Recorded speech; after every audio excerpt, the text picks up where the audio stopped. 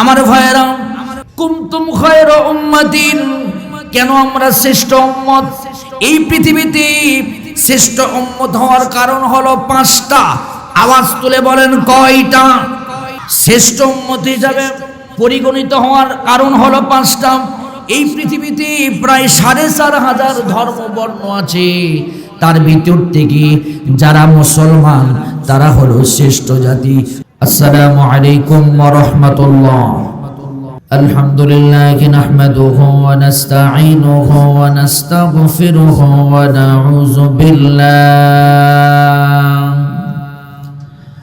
নাউযু বিল্লাহি মিন শুরুরি আনফুসিনা ওয়া মিন সাইয়্যাতি আ'মালিনা। من يهد الله فلا مضل له ومن يضلله فلا هادي له. نشهد أن لا إله إلا الله وحده لا شريك له، ونشهد أن سيدنا إمامنا قدوتنا حبيبنا وطبيبنا وطبيب قلوبنا محمد الذي أرسله بالحق بشيرا ونذيرا وداعيا إلى الله بإذنه وسراجا منيرا. فقد قال الله تعالى في كلامه المجيد وفرقانه الحميد: أعوذ بالله من الشيطان الرجيم. بسم الله الرحمن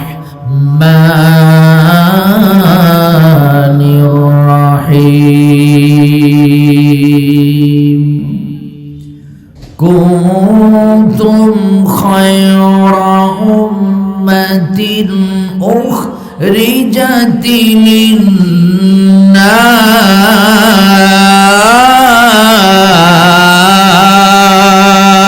للناس. كنتم خير أمة أخرجت للناس تأمرون بالمعروف وتنهون عن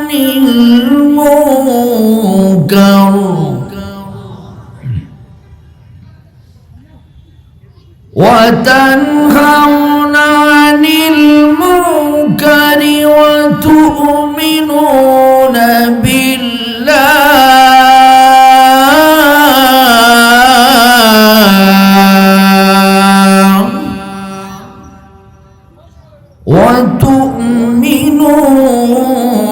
بالله صدق الله العظيم.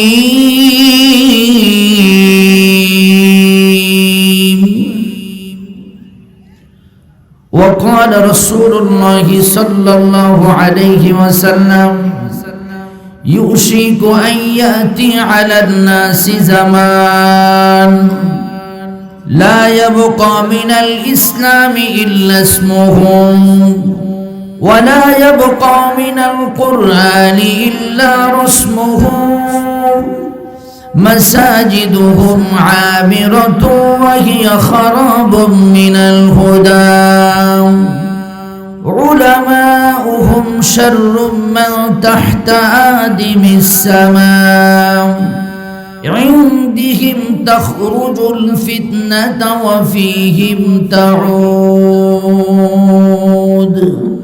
রাওয়াহুল বাইহাকী। আল্লাহুম্মা সাল্লি আলা মুহাম্মাদ ওয়া আলা আলি মুহাম্মাদ কামা সাল্লাইতা আলা ইব্রাহিম ওয়া আলা আলি ইব্রাহিম ইন্নাকা হামিদুম মাজিদ।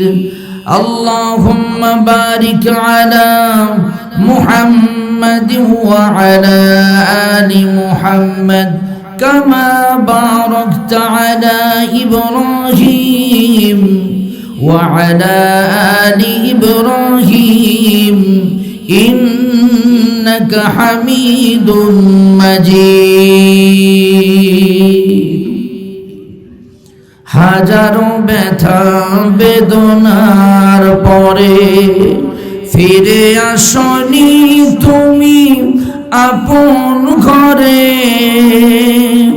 দিনের আলো তুমি ছড়িয়ে দিতে চলে গেলে মদিনায় মক্কা ছেড়ে। হে রাসূল তোমাকে ভুলি আমি কেমন করে, হে রাসূল তোমাকে ভুলি আমি কেমন করে। আলহামদুলিল্লাহ রাব্বিল আলামিন। পৃথিবীর মানচিত্রে সুন্দর সবুজ শ্যামল একটি দেশ যার নাম বাংলাদেশ। বাংলাদেশের ঐতিহ্যবাহী বগুড়া জেলার শাহজাহানপুর উপজেলাধীন ঐতিহ্যবাহী নগর জামিয়া মুহাম্মাদিয়া ফাজিল স্নাতক মাদ্রাসার উদ্যোগে ৯১তম বার্ষিক অধিবেশন আজিমুস শান ইসলামী জালসা। আজকের মাহফিলের সভাপতি সাবেক অধ্যক্ষ নগর ফাজিল মাদ্রাসা প্রখ্যাত আলেম দ্বীন হাজার হাজার আলেমের উস্তাদ উস্তাজুল উলামা হযরত মাওলানা মকবুল হোসাইন সাহেব। আল্লাহর কাছে দোয়া করছি আল্লাহ পাক হুজুরের নেক হায়াত দারাজ করুন, সবাই বলেন আমিন। মঞ্চে উপবিষ্ট আছেন গণ্যমান্য উলামা ইকরাম, এলাকার গণ্যমান্য ব্যক্তিবর্গ, বিশেষ করে উপস্থিত আছেন মহাস্থান শাহ সুলতান বলখি রহমাতুল্লাহ আলাইহি ফাজিল মাদ্রাসার সম্মানিত অধ্যক্ষ, আমার শিক্ষক মাথার তাজ হযরত মাওলানা আবু বকর সিদ্দিক সাহেব। আরো অনেকে উপস্থিত আছেন, প্রধান অতিথি, বিশেষ অতিথি এবং বরেণ্য অতিথিবৃন্দ। আজকে এই মাহফিলকে আলোচনা পেশ করে যিনি ধন্য করবে, সারা বাংলার আলোড়ন সৃষ্টিকারী বিশ্বনন্দিত মুফাসসিরে কোরআন আল্লামা তারিক মনোয়ার সাহেব। অল্প কিছুক্ষণের ভিতরে আপনাদের মাঝে উনি আলোচনা নিয়ে আসবেন। আমার সামনে উপবিষ্ট ইসলাম প্রেমিক আল্লাহর দ্বীনের মুজাহিদেরা, পর্দার আড়ালে সকল গুণে গুণান্বিত আমার মা এবং বোনেরা, প্রাণ উজাড় করা ভালোবাসা নিংড়ানো আন্তরিক অভিনন্দন, তাহিয়াতুম বিসসালাম, আসসালামু আলাইকুম ওয়া রাহমাতুল্লাহ। এই মুহূর্তে জানতে চাচ্ছিলাম আপনারা কেমন আছেন? একটু আওয়াজ উঠান, কেমন আছেন আপনারা? ভালো রাখার মালিক কে? এখানে নিয়ে এসেছেন কে? এখান থেকে নিয়ে যাবেন কে? যে আল্লাহ পাক আমাদেরকে এই অশান্ত দেশকে শান্তির আবাসস্থল বানিয়ে দিয়েছেন, সুন্দর পরিবেশে যে আল্লাহ পাক আজকে জান্নাতের বাগানে আমাদেরকে বসার তৌফিক দান করেছেন। আমরা সমস্বরে আওয়াজ তুলে একসঙ্গে পড়ছি আলহামদুলিল্লাহ। দরুদ আর সালাম পেশ করছি মানবতার একমাত্র দিশারি মুহাম্মাদুর রাসূলুল্লাহ সাল্লাল্লাহু আলাইহি ওয়াসাল্লাম। আমি একটি আয়াতে কারিমা তেলাওয়াত করেছি, এই আয়াত থেকে সামান্য একটু কথা বলবো। এমন একটি সময় আমরা কোরআনের আলোচনা করতে এবং শুনতে বসেছি, যে সময় সারা পৃথিবীতে মুসলমান নির্যাতিত, নিপীড়িত, নিগৃহীত। মুসলমানের রক্ত দিয়ে বেঈমান নাস্তিক মুরতাদেরা হোলি খেলা খেলতে শুরু করেছে। আমার ভাইয়েরা, এই সময় সারা পৃথিবীতে অশান্তির আগুন দাও দাও করে জ্বলছে। এই অশান্তির আগুনকে শান্তি দিতে হলে, এই পরিবেশকে ঠান্ডা করতে হলে আল্লাহ তাআলার কোরআনে কারীমের আইন ছাড়া, বিধান ছাড়া, কোরআন ছাড়া এই জাতির কোনোদিন মুক্তি হবে। মুক্তি দেওয়ার জন্য একটি কিতাব আমাদের কাছে আল্লাহ পাক নাজিল করেছেন, লিতুখরিজান নাসা মিনাজ যুলুমাতি ইলান নূর। অন্ধকার থেকে আলোর পথে পরিচালিত করবার জন্য আল্লাহ পাক আমাদেরকে কোরআন দিয়েছেন। জোরে বলেন সুবহানাল্লাহ, আরো জোরে বলেন সুবহানাল্লাহ। সেই কোরআন থেকে 4 নম্বর পারা, 3 নম্বর সূরা, সূরা আলী ইমরান, একটা পরিবারের নামে সূরা। এই সূরার 110 নম্বর আয়াতে কারিমা আমি তেলাওয়াত করেছি। 12 নম্বর রুকু থেকে আমি তেলাওয়াত করেছি। সূরা আলী ইমরানের মোট আয়াত সংখ্যা হচ্ছে 200, রুকু হচ্ছে 20টি। এই আয়াতে কারিমা আল্লাহ তাআলা কি বলেছেন আমরা একটুখানি সামনের দিকে বাড়াই। আল্লাহ পাক বলেছেন, কুনতুম খায়রা উম্মাতিন উখরিজাত লিন-নাস। আমি জাতির ভিতর থেকে কুনতুম খায়রা উম্মাত, উম্মতদেরকে কল্যাণের জন্য, মানুষের কল্যাণের জন্য বের করেছি। একটা উত্তম জাতি আমি দিয়েছি মানুষের কল্যাণের জন্য। তা'মুরুনা বিল মা'রুফ, যাদের কর্মসূচি হবে সৎ কাজের আদেশ দিবে। ওয়া তানহাউনা আনিল মুনকার, অসৎ কাজ থেকে নিষেধ করবে। ওয়া তু'মিনুনা বিল্লাহ, যারা আল্লাহর উপরে ঈমান আনবে। এই 3টা দায়িত্ব আল্লাহ পাক আমাদেরকে দিয়েছেন এবং শ্রেষ্ঠ জাতি হিসাবে আল্লাহ তাআলা আমাদেরকে ভূষিত করেছেন। চিৎকার দিয়ে বলেন আলহামদুলিল্লাহ, আরো জোরে বলেন আলহামদুলিল্লাহ। আমাদেরকে আল্লাহ পাক এই পৃথিবীর শ্রেষ্ঠত্ব দান করেছেন এবং আমাদেরকে তার গোলাম হিসাবে, খলিফা হিসাবে আল্লাহ পাক আমাদেরকে এই পৃথিবীতে প্রেরণ করেছেন এবং মানুষকে শ্রেষ্ঠ হিসাবে আল্লাহ পাক সৃষ্টি করেছেন, সৃষ্টির শ্রেষ্ঠ হিসাবে। এবং এই জাতির শ্রেষ্ঠ হিসাবে আমাদেরকে দিয়েছেন কয়েকটা কারণে। আল্লাহ রাব্বুল আলামিন বলেন, মানুষকে আমি শ্রেষ্ঠ হিসাবে সৃষ্টি করেছি। সূরা বনী ইসরাঈলের ৭০ নম্বর আয়াতে কারিমায় আল্লাহ পাক জানায় দিয়েছেন, ওয়ালাকাদ কাররামনা বনী আদম ওয়া হামালনাহুম ফিল বাররি ওয়াল বাহরি ওয়া রাযাকনাহুম মিনাত الطيبات وفضلناهم على كثير ممن خلقنا تفضيلا। আল্লাহ রাব্বুল আলামিন বলেন, এই বনি আদমের ভিতর থেকে আমি মানুষগুলোকে শ্রেষ্ঠত্ব দান করেছি। শুধু শ্রেষ্ঠত্ব দান করি নাই, মানুষদেরকে আমি আল্লাহ সুন্দর করি অবয়ব দৃশ্য দিয়াম, দেহ দিয়াম, 3.5 হাত বডি দিয়াম আল্লাহ রাব্বুল আলামিন পরিপূর্ণ করে সৃষ্টি করেছেন।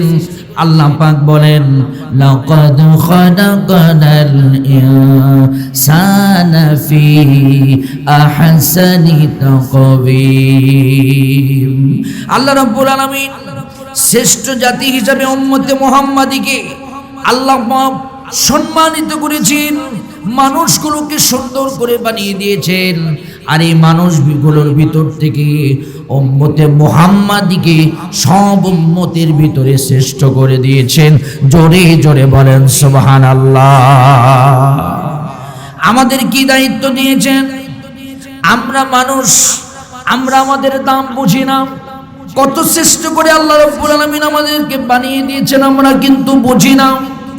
ইসলামের সাথে আমরা বেঈমানি করি। যে আল্লাহ আমাকে সুন্দর করে বানালো, ওই আল্লাহর আমরা অনেকেই গোলামি করি না, ওই আল্লাহর আমরা দাসত্ব করি না। আমাদের মূল্য বুঝি না। এমনকি মানুষ এত মূল্য কম হয়েছে মানুষের, মানুষ আজকে পশুর চাইতেও নিকৃষ্ট রূপ ধারণ করেছে। ওয়ালাকাদ যারানা লিজাহান্নামা কাসীরাম মিনাল জিন্নি ওয়াল ইনস লাহুম কুলুবুন লা يفقهون بها ولهم أعين لا يبصرون بها ولهم آذان لا يسمعون بها أولئك كالأنعام بل هم أضل أولئك هم الغافلون জোরে বলেন আল্লাহু আকবার।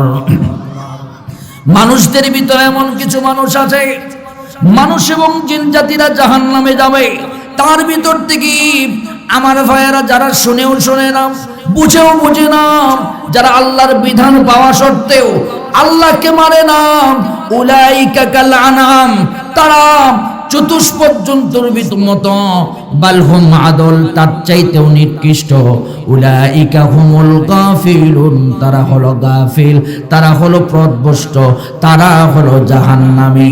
আমার ভাইয়েরা, উম্মত দুই প্রকার। আল্লাহ পাক আমাদেরকে উম্মত হিসেবে বানিয়েছেন। শেষ নবী মুহাম্মদুর রাসূলুল্লাহ সাল্লাল্লাহু আলাইহি ওয়াসাল্লাম, আমার এই পৃথিবীতে উম্মতকে দুই ভাগে ভাগ করা হয়েছে। এক নাম্বার হলো উম্মত ইজাবাত, যারা দ্বীন গ্রহণ করেছে, যারা পড়েছে লা ইলাহা ইল্লাল্লাহু মুহাম্মাদুর রাসূলুল্লাহ। নবীর উম্মত হচ্ছে দুই প্রকার, যারা পড়েছে লা ইলাহা ইল্লাল্লাহ, তারা আল্লাহর জান্নাতি, তারা ঈমানদার, তারা মুমিন, তারা মুসলমান, তারা আল্লাহর জান্নাতি। জোরে বলেন সুবহানাল্লাহ।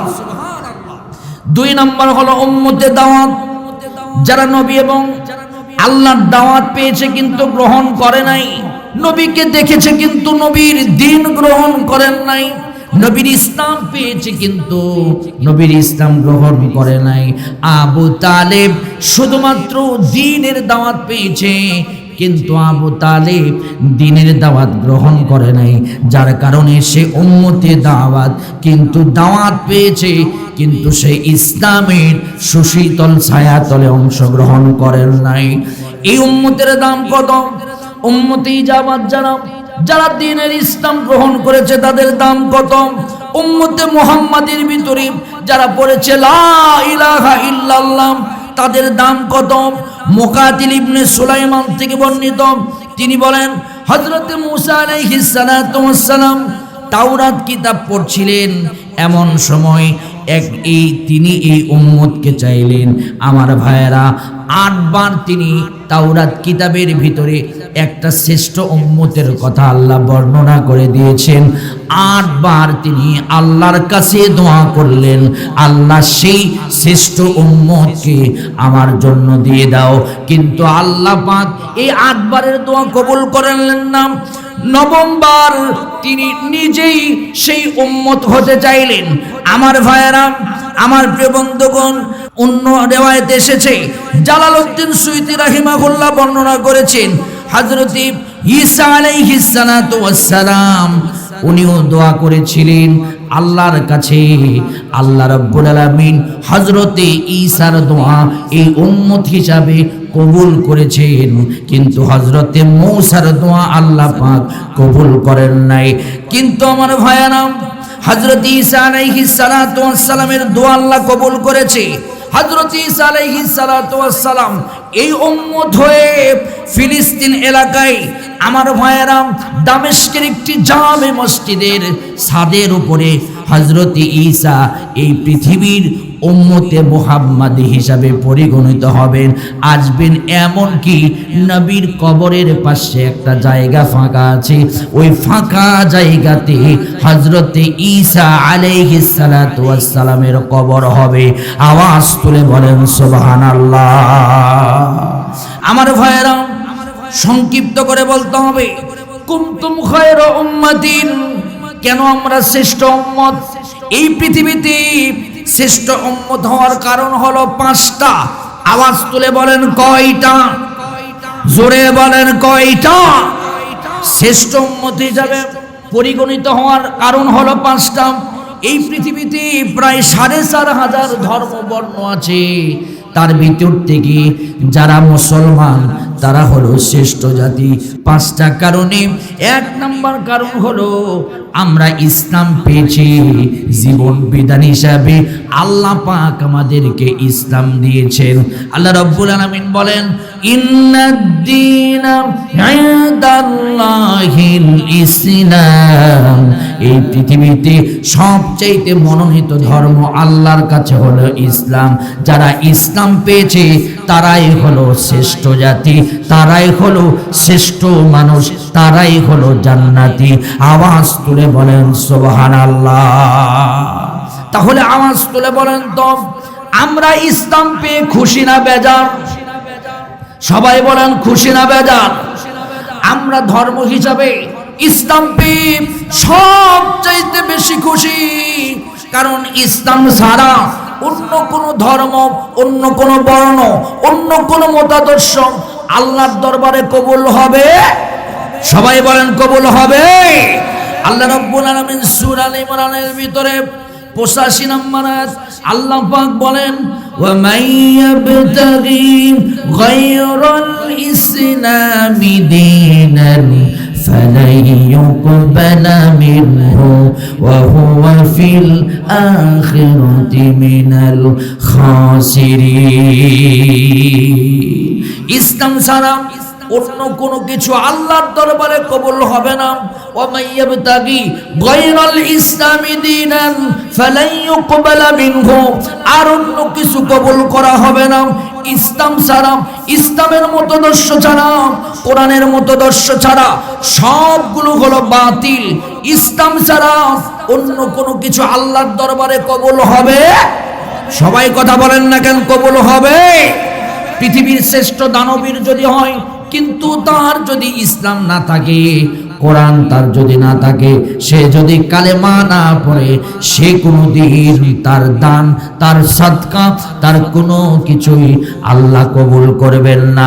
ইসলামের ভিতর থেকে যদি ছোট্ট আমল করে, আখলিস দীনাকা ইয়াকফিকাল আমালুল কলিল, অল্প আমল করো, এটাই তোমার নাজাতের জন্য যথেষ্ট হয়ে যাবে। সহি আমল করো, এটাই তোমার নাজাতের জন্য যথেষ্ট হয়ে যাবে। ইসলাম বাদ দিয়া, ইসলামের পন্থা বাদ দিয়া অন্য কোনো কিছু করলে সেটা আল্লাহর দরবারে কবুল হবে? সবাই বলেন কবুল হবে। এই জন্য ইসলাম পেয়ে আমরা শ্রেষ্ঠ জাতি। এক নাম্বার আল্লাহ রাব্বুল আলামিন আরো সুন্দর করে বলেন, হে বান্দা শোনো, ওয়ামান আহসানু দীনান মিম্মান আসলামা, আল্লাহ পাক বলেন সবচাইতে সুন্দর দিন হলো ইসলাম।